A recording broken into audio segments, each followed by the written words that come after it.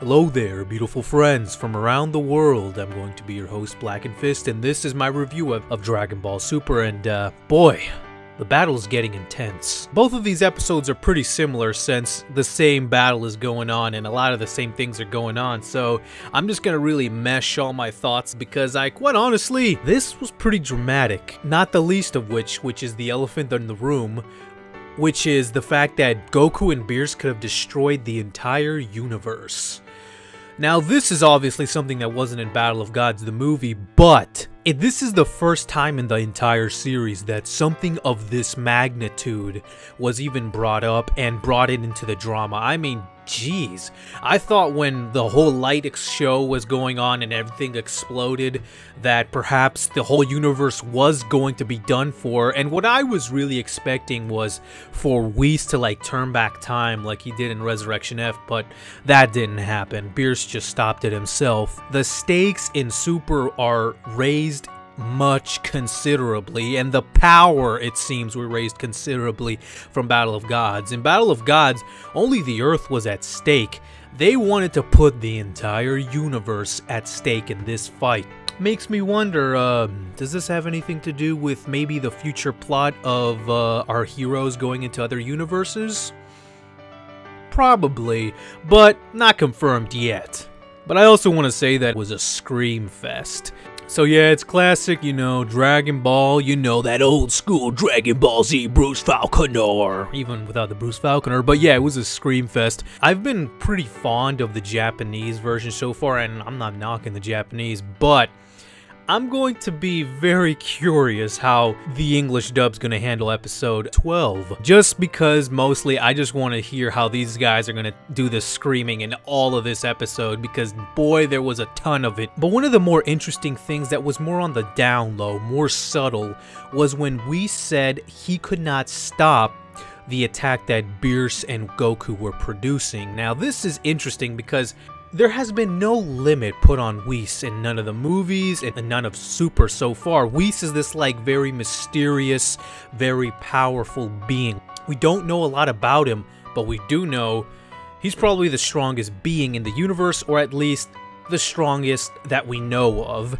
and there's been no limit set to him. We have never seen him fight. We don't know the extent of his power, but maybe now less so, because we said something interesting. He said that he was not able to stop the attack that Beerus and Goku were doing. Now, the attack that Beerus and Goku were doing apparently could destroy the entire universe. Not the whole galaxy, the entire universe. That includes the afterlife, everything. By the way, take that, Broly fans, saying that Broly could destroy the galaxy.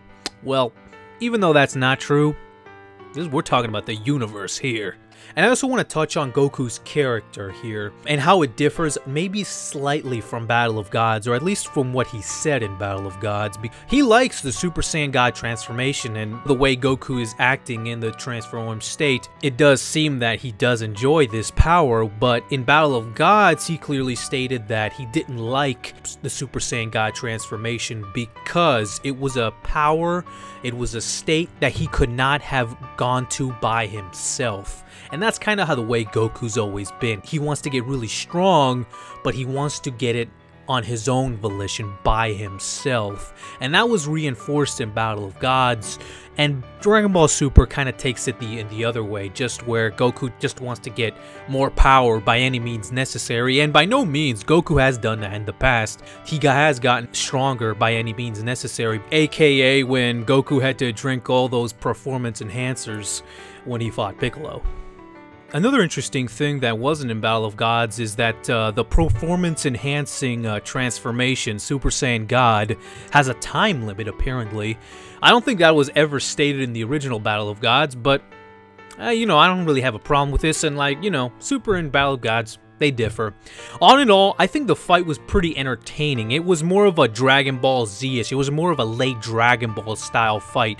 There was a bunch of energy blasts, and the whole thing about the shock waves and the whole thing of the sparkling center of when they were struggling together, man, I was thinking they were about to open a black hole or something, and quite honestly, I thought that was what's gonna happen. I thought they were just gonna open a black hole. I thought it was cool. It's stuff that you really haven't seen in Dragon Ball so far, with the waves and, you know, with Beerus's energy blasts and the way they did this whole thing, which I think is a good thing, since it really separates these like energy clashes from the other clashes, because these are supposed to be gods we're talking about, so differentiating them is probably a good idea. Anyway, it seems that the Goku versus Beerus fight will conclude in the next episode. Quite honestly, I thought it went for longer than I thought it was going to be, but you know what? We'll see how they conclude this one. I mean, it seems Goku and Beerus are going much more at each other's necks than they were in Battle of God, so I have no idea, honestly, how they're going to finish this one off. It probably is not going to be like in the movie. Until next time, guys, and until, of course, if you like these videos, if you like my reviews, if you like these thoughts, you can of course subscribe to the channel, as you will get these videos as soon as they come out, and of course with all my other wonderful Dragon Ball content. But until next time, guys, I'm Blackenfist, and I'm in, man.